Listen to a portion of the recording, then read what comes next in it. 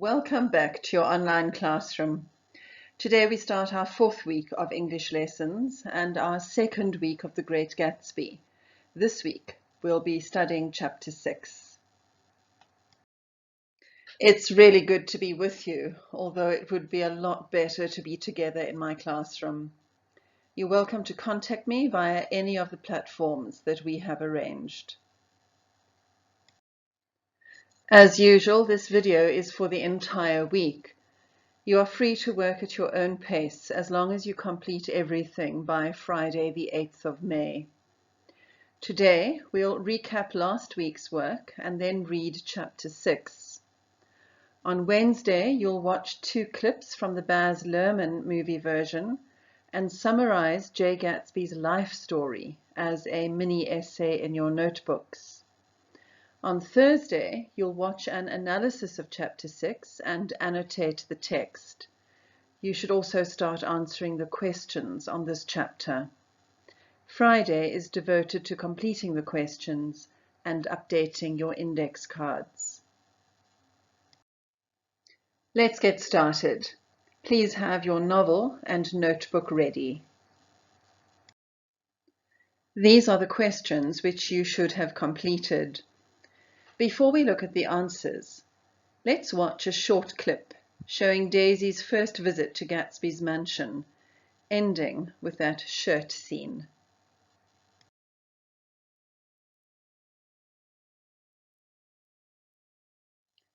The display of wealth and success is completely overdone in the Luhrmann film version, deliberately. Let's have a look at your answers to chapter 5. Question 1 asked what steps Gatsby takes to ensure that his reunion with Daisy is perfect, that it matches the ideal that he has imagined over the past 5 or more years. You should have mentioned his interventions, sending a man across to mow Nick's lawn, arranging the delivery of a hothouse of flowers, the way he's dressed, and the location, so that Daisy can see his financial status as represented by his beautiful mansion across Long Island Sound. Question 2 asks you to look at the symbolism of the weather. You can see this in 2 ways. Either the setting and plans are ruined by the rain. Is this an example possibly of foreshadowing? Or does the rain bring with it a promise of renewal, cleansing, a starting over? Question 3 suggests that Gatsby deliberately gives Daisy the grand tour. He wants so very badly to impress her, to prove that he is worthy of her. Gatsby's apparent rudeness, his curtness to Nick's question, seems out of character. There is evidence here that Gatsby's wealth has been made through nefarious means. He seems to be bootlegging, that is, selling items on the black market. Question 5, the shirt scene. This seems to indicate Daisy's sense of lost opportunities. I think she sits on the bed and realizes what could have been.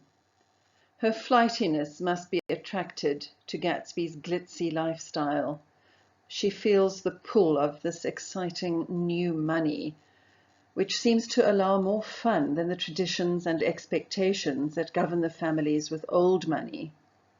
She's like a moth, drawn to a bright flame. Question 6 delves into the quote with which we ended the lesson on chapter 5. The distance between Gatsby and Daisy is twofold. Firstly, she's married to Tom Buchanan, and given the historical time in which this novel is set, divorce is not an option. Secondly, and probably more importantly, Gatsby is only now starting to realize that his newfound wealth can never really compete with that of Tom's, which comes with a tag of respectability and credibility attached to it. The second part of question 6 asks you to investigate the reduced symbolism of the green light at the end of Daisy's dock, at least to Gatsby. It seems that for Gatsby, the thrill was in the chase. The hours spent planning the reunion and the catching of Daisy gave purpose to his life. What will drive him now? We are now ready to move on to Chapter 6. I advise you to make use of the audio recording which follows. As you listen, highlight any words you don't know and afterwards look them up. I'm sure your list will include these 8 words on the screen. The reading takes approximately 24 minutes. Chapter 6. About this time, an ambitious young reporter from New York arrived one morning at Gatsby's door and asked him if he had anything to say. "Anything to say about what?" inquired Gatsby politely. "Why, any statement to give out." It transpired, after a confused 5 minutes, that the man had heard Gatsby's name around his office in a connection which he either wouldn't reveal or didn't fully understand. This was his day off, and with laudable initiative, he had hurried out to see. It was a random shot, and yet the reporter's instinct was right. Gatsby's notoriety, spread about by the hundreds who had accepted his hospitality and so become authorities upon his past, had increased all summer until he fell just short of being news. Contemporary legends, such as the underground pipeline to Canada, attached themselves to him. And there was one persistent story that he didn't live in a house at all, but in a boat that looked like a house and was moved secretly up and down the Long Island shore. Just why these inventions were a source of satisfaction to James Gatz of North Dakota isn't easy to say. James Gatz, that was really, or at least legally, his name. He had changed it at the age of 17, and at the specific moment that witnessed the beginning of his career, when he saw Dan Cody's yacht drop anchor over the most insidious flat on Lake Superior. It was James Gatz who had been loafing along the beach that afternoon in a torn green jersey and a pair of canvas pants.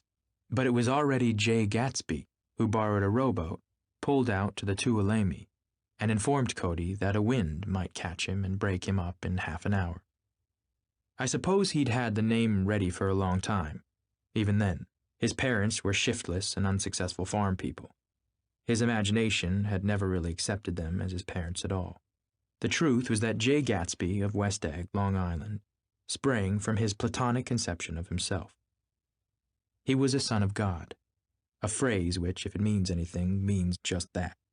And he must be about his father's business, the service of a vast, vulgar, and meretricious beauty. So he invented just the sort of J. Gatsby that a 17-year-old boy would be likely to invent, and to this conception he was faithful to the end. For over a year, he had been beating his way along the south shore of Lake Superior as a clam digger and a salmon fisher, or in any other capacity that brought him food and bed.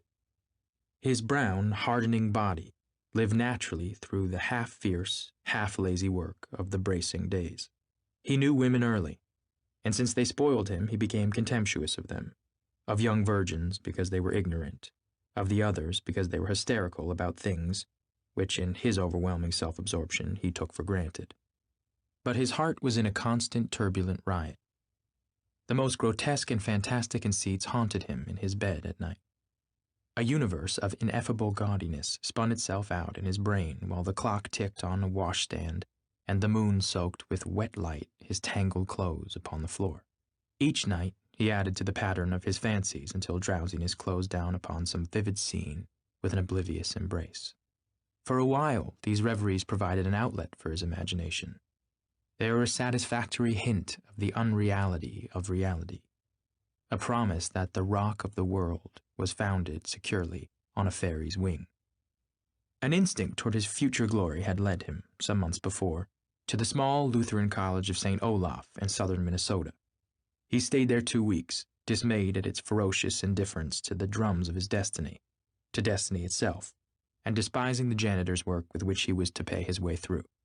Then he drifted back to Lake Superior, and he was still searching for something to do on the day that Dan Cody's yacht dropped anchor in the shallows along shore. Cody was 50 years old then, a product of the Nevada silver fields, of the Yukon, of every rush for metal since '75. The transactions in Montana copper that made him many times a millionaire found him physically robust but on the verge of soft-mindedness, and, suspecting this, an infinite number of women tried to separate him from his money. The none-too-savory ramifications by which Ella Kay, the newspaper woman, played Madame de Maintenon to his weakness and sent him to sea in a yacht were common knowledge to the turgid subjournalism of 1902. He had been coasting along all too hospitable shores for 5 years when he turned up as James Gatt's destiny in Little Girl Bay. To young Gatz, resting on his oars and looking up at the rail deck, that yacht represented all the beauty and glamour in the world. I suppose he smiled at Cody. He had probably discovered that people liked him when he smiled. At any rate, Cody asked him a few questions. One of them elicited the brand new name, and found that he was quick and extravagantly ambitious. A few days later, he took him to Duluth and bought him a blue coat, 6 pairs of white duck trousers, and a yachting cap. And when the two Elamy left for the West Indies and the Barbary Coast, Gatsby left too. He was employed in a vague personal capacity. While he remained with Cody, he was in turn steward, mate, skipper, secretary, and even jailer. For Dan Cody sober knew what lavish doings Dan Cody drunk might soon be about, and he provided for such contingencies by reposing more and more trust in Gatsby.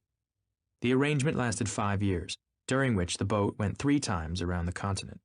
It might have lasted indefinitely except for the fact that Ella Kay came on board one night in Boston, and a week later Dan Cody inhospitably died. I remember the portrait of him up in Gatsby's bedroom, a gray, florid man with a hard, empty face. The pioneer debauchee, who during one phase of American life brought back to the eastern seaboard the savage violence of the frontier brothel and saloon. It was indirectly due to Cody that Gatsby drank so little. Sometimes, in the course of gay parties, women used to rub champagne into his hair. For himself, he formed the habit of letting liquor alone. And it was from Cody that he inherited money. A legacy of $25,000. He didn't get it. He never understood the legal device that was used against him, but what remained of the millions went intact to Ella Kay. He was left with his singularly appropriate education. The vague contour of J. Gatsby had filled out the substantiality of a man. He told me all this very much later, but I've put it down here with the idea of exploding those first wild rumors about his antecedents, which weren't even faintly true. Moreover, he told it to me at a time of confusion, when I had reached the point of believing everything and nothing about him. So I take advantage of this short halt, while Gatsby, so to speak, caught his breath, to clear this set of misconceptions away. It was a halt, too, in my association with his affairs. For several weeks I didn't see him or hear his voice on the phone. Mostly I was in New York, trotting around with Jordan and trying to ingratiate myself with her senile aunt. But finally I went over to his house one Sunday afternoon. I hadn't been there 2 minutes when somebody brought Tom Buchanan in for a drink. I was startled, naturally, but the really surprising thing was that it hadn't happened before. They were a party of 3 on horseback, Tom and a man named Sloane and a pretty woman in a brown riding habit who had been there previously. "I'm delighted to see you," said Gatsby, standing on his porch. "I'm delighted that you dropped in," as though they cared. "Sit right down. Have a cigarette or a cigar." He walked around the room quickly, ringing bells. "I'll have something to drink for you in just a minute." He was profoundly affected by the fact that Tom was there. But he would be uneasy anyhow, until he had given them something, realizing in a vague way that that was all they came for. Mr. Sloane wanted nothing. "A lemonade? No thanks. A little champagne? Nothing at all, thanks." "I'm sorry. Did you have a nice ride? Very good roads around here. I suppose the automobiles—" "Yeah." Moved by an irresistible impulse, Gatsby turned to Tom, who had accepted the introduction as a stranger. "I believe we've met somewhere before, Mr. Buchanan." Yes," said Tom, gruffly polite but obviously not remembering. "So we did. I remember very well." "About 2 weeks ago." "That's right. You were with Nick here. I know your wife," continued Gatsby almost aggressively. "That's so." Tom turned to me. "You live near here, Nick?" "Next door." "That's so." Mr. Sloane didn't enter into the conversation, but lounged back haughtily in his chair. The woman said nothing either, until unexpectedly, after 2 highballs, she became cordial. "Will I come over to your next party, Mr. Gatsby?" she suggested. "What do you say?" "Certainly. I'd be delighted to have you. Be very nice," said Mr. Sloane, without gratitude. "Well, think ought to be starting home." "Please don't hurry," Gatsby urged them. He had control of himself now, and he wanted to see more of Tom. Why don't you stay for supper? I wouldn't be surprised if some other people dropped in from New York." "You come to supper with me," said the lady enthusiastically. "Both of you." This included me. Mr. Sloane got to his feet. "Come along," he said, but to her only. "I mean it," she insisted. "I'd love to have you. Lots of room." Gatsby looked at me questioningly. He wanted to go, and he didn't see that Mr. Sloane had determined he shouldn't. "I'm afraid I won't be able to," I said. "Well, you come," she urged, concentrating on Gatsby. Mr. Sloane murmured something close to her ear. "We won't be late if we start now," she insisted aloud. "I haven't got a horse," said Gatsby. "I used to ride in the army, but I've never bought a horse. I'll have to follow you in my car. Excuse me for just a minute." The rest of us walked out on the porch, where Sloane and the lady began an impassioned conversation aside. "My God, I believe the man's coming," said Tom. "Doesn't he know she doesn't want him?" "She says she does want him." "She has a big dinner party, and he won't know a soul there." He frowned. "I wonder where in the devil he met Daisy. By God, I may be old-fashioned in my ideas, but women run around too much these days to suit me. They meet all kinds of crazy fish." Suddenly, Mr. Sloane and the lady walked down the steps and mounted their horses. "Come on," said Mr. Sloane to Tom. "We're late. We've got to go." And then to me, "Tell him we couldn't wait, will ya?" Tom and I shook hands. The rest of us exchanged a cool nod, and they trotted quickly down the drive, disappearing under the August foliage, just as Gatsby, with hat and light overcoat in hand, came out of the front door. Tom was evidently perturbed at Daisy's running around alone, for on the following Saturday night he came with her to Gatsby's party. Perhaps his presence gave the evening its peculiar quality of oppressiveness. It stands out in my memory from Gatsby's other parties that summer. They were the same people, or at least the same sort of people, the same profusion of champagne, the same many-colored, many-keyed commotion, but I felt an unpleasantness in the air, a pervading harshness that hadn't been there before. Or perhaps I had merely grown used to it, grown to accept West Egg as a world complete in itself, with its own standards and its own great figures, second to nothing because it had no consciousness of being so. And now I was looking at it again, through Daisy's eyes. It is invariably saddening to look through new eyes at things upon which you have expended your own powers of adjustment. They arrived at twilight, and as we strolled out among the sparkling hundreds, Daisy's voice was playing murmurous tricks in her throat. "These things excite me so," she whispered. "If you want to kiss me any time during the evening, Nick, just let me know and I'll be glad to arrange it for you. Just mention my name or present a green card. I'm giving out green." "Look around," suggested Gatsby. "I'm looking around. I'm having a marvelous—" "You must see the faces of many people you've heard about." Tom's arrogant eyes roamed the crowd. "We don't go around very much," he said. "In fact, I was just thinking I don't know a soul here. Perhaps you know that lady." Gatsby indicated a gorgeous, scarcely humid orchid of a woman who sat in state under a white plum tree. Tom and Daisy stared with that peculiarly unreal feeling that accompanies the recognition of a hitherto ghostly celebrity of the movies. "She's lovely," said Daisy. "The man bending over her is her director." He took them ceremoniously from group to group. "Mrs. Buchanan and Mr. Buchanan." After an instant's hesitation, he added, "The polo player." "Oh, no," objected Tom quickly. "Not me." But evidently the sound of it pleased Gatsby, for Tom remained the polo player for the rest of the evening. "I've never met so many celebrities," Daisy exclaimed. "I like that man. What was his name, with the sort of blue nose?" Gatsby identified him, adding that he was a small producer. "Well, I liked him anyhow." I'd a little rather not be the polar player, said Tom pleasantly. I'd rather look at all these famous people in oblivion. Daisy and Gatsby danced. I remember being surprised by his graceful conservative foxtrot. I had never seen him dance before. Then they sauntered over to my house and sat on the steps for half an hour while her request I remained watchfully in the garden. In case there's a fire or a flood, she explained, or any act of God.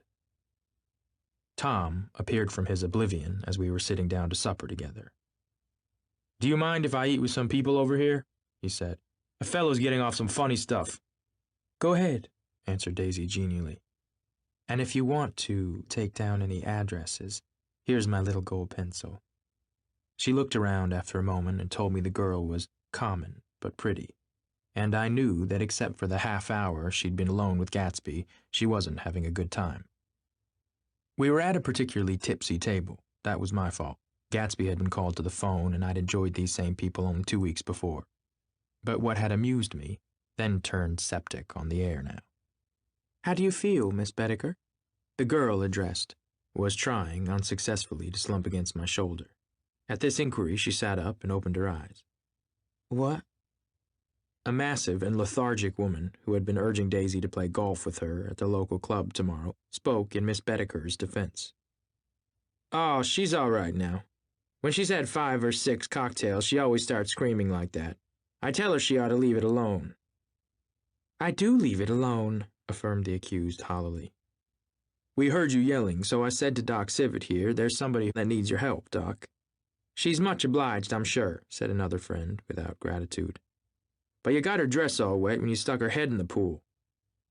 Anything I hate is to get my head stuck in a pool, mumbled Miss Bedecker. They almost drowned me once over in New Jersey. Then you ought to leave it alone, countered Dr. Sivet. Speak for yourself, cried Miss Bedecker violently. Your hand shakes. I wouldn't let you operate on me. And it was like that. Almost the last thing I remember was standing with Daisy and watching the moving picture director and his star.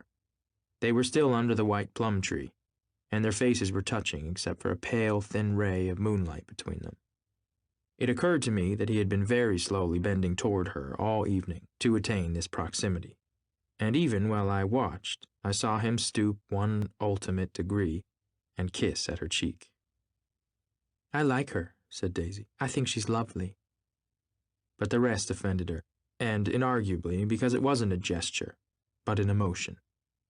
She was appalled by West Egg, this unprecedented place that Broadway had begotten upon a Long Island fishing village, appalled by its raw vigor that chafed under the old euphemisms and by the too obtrusive fate that herded its inhabitants along a shortcut from nothing to nothing.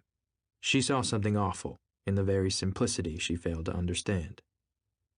I sat on the front steps with them while they waited for their car. It was dark here in front. Only the bright door sent 10 square feet of light volleying out into the soft black morning. Sometimes a shadow moved against a dressing-room blind above, gave way to another shadow, an indefinite procession of shadows that rouged and powdered in an invisible glass. "Who is this Gatsby, anyhow?" demanded Tom suddenly. "Some big bootlegger?" "Where'd you hear that?" I inquired. "I didn't hear it, I imagined it. A lot of these newly rich people are just big bootleggers, you know." "Not Gatsby," I said shortly. He was silent for a moment. The pebbles of the drive crunched under his feet. "Well, he certainly must have strained himself to get this menagerie together." A breeze stirred the gray haze of Daisy's fur collar. "At least they're more interesting than the people we know," she said with an effort. "You didn't look so interested." "Well, I was." Tom laughed and turned to me. "Did you notice Daisy's face when that girl asked her to put her under a cold shower?" Daisy began to sing with the music in a husky, rhythmic whisper, bringing out a meaning in each word that it had never had before and would never have again. When the melody rose, her voice broke up sweetly, following it, in a way contralto voices have, and each change tipped out a little of her warm, human magic upon the air. "Lots of people come who haven't been invited," she said suddenly. "That girl hadn't been invited. They simply forced their way in, and he's too polite to object." I'd like to know who he is and what he does, insisted Tom, and I think I'll make a point of finding out. I can tell you right now, she answered. He owned some drugstores, a lot of drugstores. He built them up himself. The dilatory limousine came rolling up the drive. Good night, Nick, said Daisy. Her glance left me and sought the lighted top of the steps, where 3 o'clock in the morning, a neat, sad little waltz of that year, was drifting out the open door. After all, in the very casualness of Gatsby's party, there were romantic possibilities totally absent from her world. What was it up there in the song that seemed to be calling her back inside? What would happen now in the dim, incalculable hours? Perhaps some unbelievable guest would arrive, a person infinitely rare and to be marveled at, some authentically radiant young girl, who with one fresh glance at Gatsby, one moment of magical encounter, would blot out those 5 years of unwavering devotion. I stayed late that night. Gatsby asked me to wait until he was free, and I lingered in the garden until the inevitable swimming party had run up, chilled and exalted, from the black beach, until the lights were extinguished in the guest rooms overhead. When he came down the steps at last, the tan skin was drawn unusually tight on his face, and his eyes were bright and tired. She didn't like it, he said immediately. Of course she did. She didn't like it, he insisted. She didn't have a good time. He was silent, and I guessed at his unutterable depression. I feel far away from her, he said. It's hard to make her understand. You mean about the dance? The dance. He dismissed all the dances he had given with the snap of his fingers. Old sport, the dance is unimportant. He wanted nothing less of Daisy than that she should go to Tom and say, I never loved you. After she had obliterated 4 years with that sentence, they could decide upon the more practical measures to be taken. One of them was that after she was free, they were to go back to Louisville and be married from her house, just as if it were 5 years ago. And she doesn't understand, he said. She used to be able to understand. We'd sit for hours. He broke off and began to walk up and down a desolate path of fruit rinds and discarded favors and crushed flowers. I wouldn't ask too much of her, I ventured. You can't repeat the past. Can't repeat the past, he cried incredulously. Why, of course you can. He looked around him wildly, as if the past were lurking here in the shadow of his house, just out of reach of his hand. I'm going to fix everything just the way it was before, he said, nodding determinedly. She'll see. He talked a lot about the past, and I gathered that he wanted to recover something, some idea of himself, perhaps, that had gone into loving Daisy. His life had been confused and disordered since then, but if he could once return to a certain starting place and go over it all slowly, he could find out what that thing was. One autumn night, 5 years before, they had been walking down the street when the leaves were falling, and they came to a place where there were no trees, and the sidewalk was white with moonlight. They stopped here and turned toward each other. Now it was a cool night, but that mysterious excitement in it which comes at the 2 changes of the year. The quiet lights in the houses were humming out into the darkness, and there was a stir and bustle among the stars.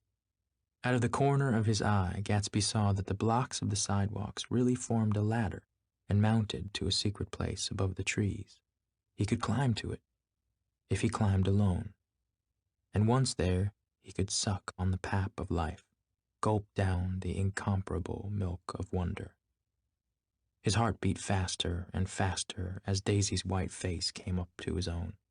He knew that when he kissed this girl, and forever wed his unutterable visions to her perishable breath, his mind would never romp again like the mind of God. So he waited, listening for a moment longer to the tuning fork that had been struck upon a star. Then he kissed her. At his lips' touch, she blossomed for him like a flower, and the incarnation was complete. Through all he said, even through his appalling sentimentality, I was reminded of something, an elusive rhythm, a fragment of lost words that I had heard somewhere a long time ago. For a moment, a phrase tried to take shape in my mouth, and my lips parted like a dumb man's, as though there was more struggling upon them than a wisp of startled air. But they made no sound, and what I had almost remembered was uncommunicable forever. Now that you've read Chapter 6, let's extrapolate some information from it. You'll use this information to write a mini essay in which you outline Gatsby's backstory. I want you to focus your attention on the role played by Dan Cody in Gatsby's life. These 5 questions will help you to focus on the salient points that you need for your mini essay. What is Gatsby's real name and where is he from? Who was Dan Cody? Why was Gatsby drawn to Cody? What was Gatsby's relationship with Cody?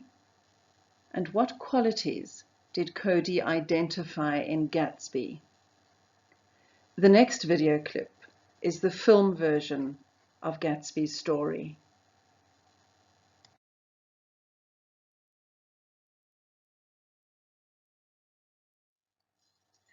That video clip focused on Dan Cody.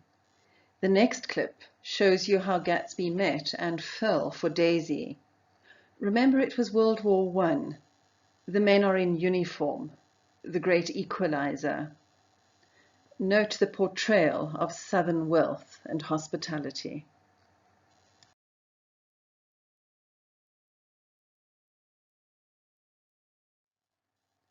You now need to put together the information from both the novel and the film portrayal and write your mini essay. This is good practice for your end of year paper 2. Question 1 is always a mini essay. You need to get used to writing approximately 450 words in under 45 minutes. In an exam situation, anything over 500 words will not be considered. Remember your essay basics: an introduction, body paragraphs, and a conclusion. Each paragraph should have a topic sentence. And write in pen, not pencil, as you have to do in an exam. Your essay should be complete in your notebooks. As essay topics go, that was a very easy one, as it required you just to summarize story content. You were not required to analyze or compare any texts. Today you should watch the analysis of Chapter 6. Watch the whole video. There are sections intended for both students and teachers, as all the information is relevant. As you listen, annotate your text. Pause the video whenever you need to. Hi, I'm Nate Seberg. This is One Day Ahead.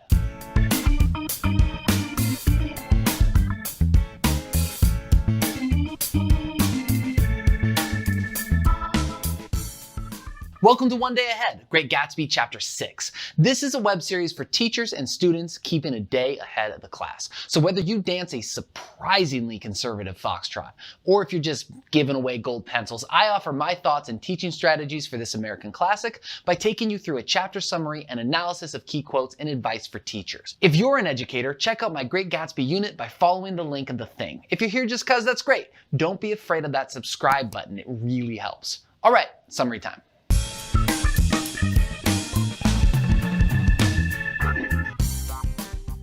So after some nonsense at the beginning, this chapter really has 3 distinct scenes. In scene 1, we finally get the straight story on Gatsby. So it turns out his real name is James Gatz, which I think we can all agree is not the kind of name you can have if you want to be a mysterious, aristocratic millionaire bachelor. The way Nick tells his story is a mixed up mess, but I'll put the events in chronological order for you. Gatsby was born in North Dakota to shiftless and unsuccessful farm people. Because of their humdrum lives, internally at least, Gatsby rejected them as his parents. He chose instead to literally reinvent his life from the ground up. So sometime in his teens, the persona of J. Gatsby of West Egg, Long Island sprang from his plutonic conception of himself. James Gatz leaves his parents at around 15 and heads off to a small Lutheran college in Minnesota. He makes it there 2 weeks, dismayed at its ferocious indifference to the drums of his destiny, to destiny itself, and despising the janitor's work with which he was to pay his way through. Evidently, he preferred a rambler's life to emptying trash cans and wiping up pee, because for the next year, he's transient, picking up odd jobs like digging clams and fishing salmon. We also learned that he knew women early, which, okay.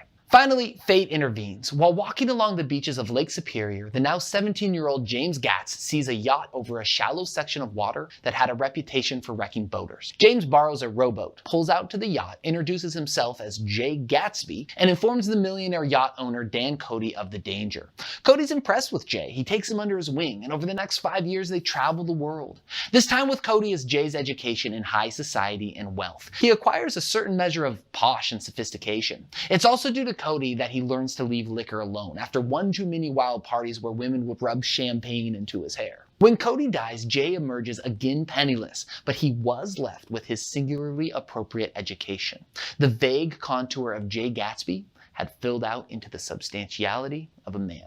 Presumably next comes enlistment, meeting Daisy, Europe, the war, Little Montenegro, all that.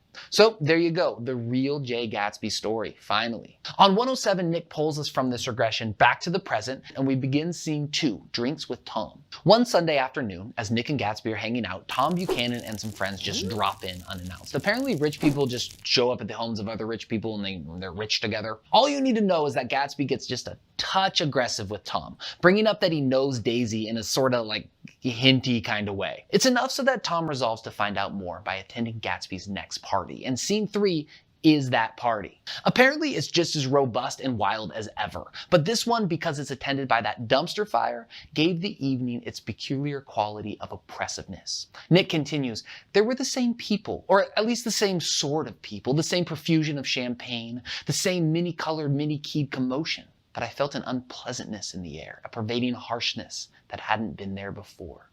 Gatsby takes Daisy and Tom around, introducing them to notable guests and referring to Tom always as Mr. Buchanan, the polo player, which is funny. Daisy and Gatsby dance a surprisingly graceful and conservative foxtrot together, and at one point they sneak off. One assumes to make out after asking Nick to stand lookout in the garden, which, Nick, just say no one time in your life. Later, dinner is served, and Tom asks to eat with another group. Go ahead, answered Daisy genially. And if you want to take down any addresses, here's my little gold pencil. This may seem like more coy Daisy nonsense, and that's certainly there, but the next line reveals that there's more. She looked around after a moment and told me the girl was common but pretty. So it's debatable, but I think this pencil thing is actually a subtle flex from Daisy. Tom is hitting on another girl, and Daisy, in a sort of veiled screw you, hands him a pencil to get her information. She's essentially saying, I might not be able to stop you, but don't think I don't know what you're doing. It's kind of awesome. So as the night is wrapping up, Tom rejoins Daisy and Nick and begins asking some questions. Who is this Gatsby anyhow? Demanded Tom suddenly. Some big bootlegger? Daisy rises to his defense, saying, I can tell you right now. He owns some drugstores, a lot of drugstores. He built them up himself. So, add that to the list of things we hear about Gatsby. After the revelry is finally over, Gatsby asks Nick to stick around. He is despondent. Daisy plainly didn't enjoy the party, and remember, all of this is for Daisy. It's here that we see more evidence of Gatsby's blind need to warp reality and control time in an effort to get to the Daisy he's built up in his head. He wanted nothing less of Daisy than that she should go to Tom and say, I never loved you. After she had obliterated 4 years with that sentence, they could go back to Louisville and be married from her house, just as if it were 5 years ago. Then we get perhaps the most famous line in the book. Nick, in an astonishing moment of almost courage, says, I wouldn't ask too much of her, I ventured. You can't repeat the past. Gatsby replies with the tragically misguided, can't repeat the past, he cried incredulously. Why, of course you can. And that's the summary. My people, Fitzgerald was a layered writer. He often concealed rich characterization in subtle phrases that a reader in a hurry might miss. That, or I'm way overreading this. You make the call. This is Deep Dive Quotes.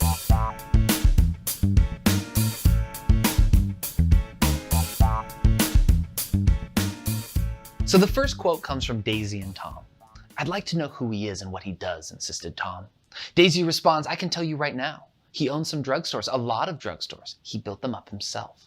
So among the pantheon of wild Gatsby stories, this one can seem a little mundane. I heard that he killed a man. No, he was a German spy. No, they say he used to own a Walgreens. But it turns out this hint reveals quite a lot. Let's get all legal for a second. When people think of prohibition, they think about the 18th Amendment. But that change to the American Constitution declared simply an intention to prohibit the production, sale, and transport of intoxicating liquors. It's more like an outline. It leaves all the pesky details, definitions, and enforcement to Congress. Enter Andrew John Volstead, a congressman with the resolve, courage, and mustache to implement the will of the people. He penned the Volstead Act, which took the intent of the 18th Amendment and gave it details and teeth.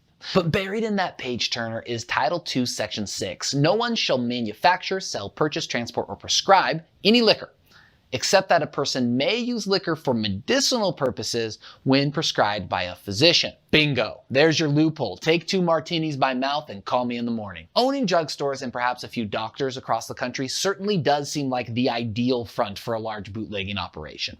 This is the best evidence yet that Gatsby's money is dirty. So quote 2 comes from Nick, writing about the young James Gatz and the adoption of his new identity. I suppose he'd had the name ready for a long time, even then. The truth was that J. Gatsby of West Egg, Long Island, sprang from his Platonic conception of himself. And to this conception, he was faithful to the end. So let's talk about the phrase Platonic conception. Nick is referring to Plato's theory of forms, which goes like this. Plato was concerned with what we should aim for in life. Imagine you're building a table. Which of the millions of tables that you've seen should you use as your goal? So things are going to get a little metaphysical here, but Plato says in the place beyond heaven, the ideal table exists, and our souls have all seen it. He called this ideal table the form of a table. So fancy table, like who cares? Admittedly, yes. But Plato also extended this theory to the abstract, the forms of beauty, goodness, friendship, like perfect friendship. These also exist and should orient our aspirations. Since forms exist, life is not a matter of interpretation or opinion. For example, everyone agrees that sunsets are beautiful and parking lots are ugly. But it's all just light entering our cornea, right? Like, why should it be that way? Plato would say that this is because sunsets more closely resemble the form of beauty. And if you're like, I find a sort of harsh beauty in parking lots, shut up. So let's bring it back. Nick says James Gatz created the Platonic version of himself. This means that in his mind, Jay called forth the form of a man, or at least what a 17-year-old kid from North Dakota thought was the perfect man. Then he looked at it and he said, all right, I'll be that. So this text is rife with gossip and rumor about Gatsby, but here is something real. Gatsby is a shortcut of a man. At a fundamental level, he is a lie, outlined by a kid, colored in by Dan Cody, and then writ large through bootleg millions. He decided on a Tuesday or whatever to simply be someone new, without doing the honest work inherent in becoming someone new. So he's a shell, the result of misunderstanding what it means to be a self-made man. The American dream is the conviction that through hard work, you can transcend your station. You can lift yourself up. But Gatsby's undoing is that his dream, the daisy in his head, is deeply unworthy. And his means of pursuit, the wholesale impersonation of a new identity funded by bootleg millions, is corrupted. Gatsby's reckoning is coming, and we see through these 2 quotes that the seeds of his downfall were planted many years ago. And that's deep dive quotes. So this book is complex. Like, it's a thin little volume, but there is so much packed into so little that for a teacher, it can be hard to know what to aim at. That's why I'm here. Teachers, let me give you my take.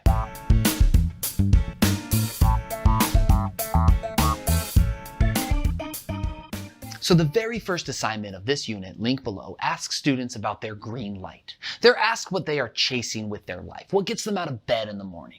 Now it's time to introduce part 2 of this assignment. Before reading this chapter, return their writing with the words "but how" scrawled at the bottom of the page. If part 1 was all about what they're chasing, part 2 is how they plan to get there.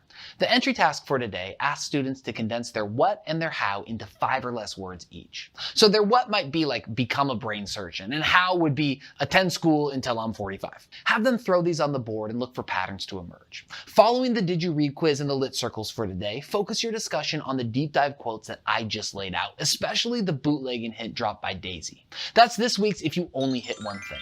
What Daisy reveals here, that Gatsby's money is illegal and that he did not come by a station honestly, is way too veiled for students to pick up alone. And without this knowledge, they will not fully understand the showdown coming next week. As we discuss the chapter, I ask students to speculate what Gatsby would put on the board with our dreams. Their dreams are going to be to find success, to become famous athletes, have a family, cure cancer, and their means will be to work hard, go to good schools, rely on family, keep good friends. But Gatsby? His dream is to win back the Daisy of 5 years ago and his means is bootlegging, controlling time, adopting a new identity, bending reality, and whatever else it takes. The difference will be stark. And that's chapter 6. Don't forget to subscribe and to check out my Great Gatsby unit link below. Next time, we head to chapter 7, where Gatsby wears a pink suit, Nick has a birthday, and everyone drives someone else's car. All that and more next time on One Day Ahead.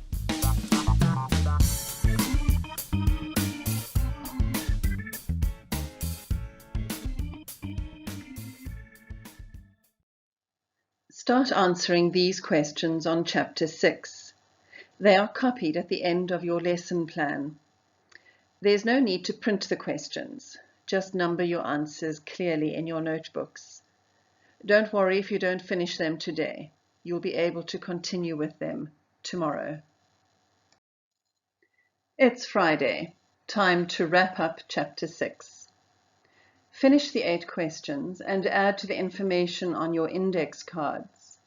Remember, you're working towards writing a full essay based on the individual question that you have on your own envelope. By the way, when we return to school after lockdown, you'll be handing in your Gatsby notebook so that I can check the quality of your work during these online classes. If you're goofing off, you will be found out. And so ends week 4 of our lockdown lessons. I hope you're all well and that you and your family are coping with the restrictions.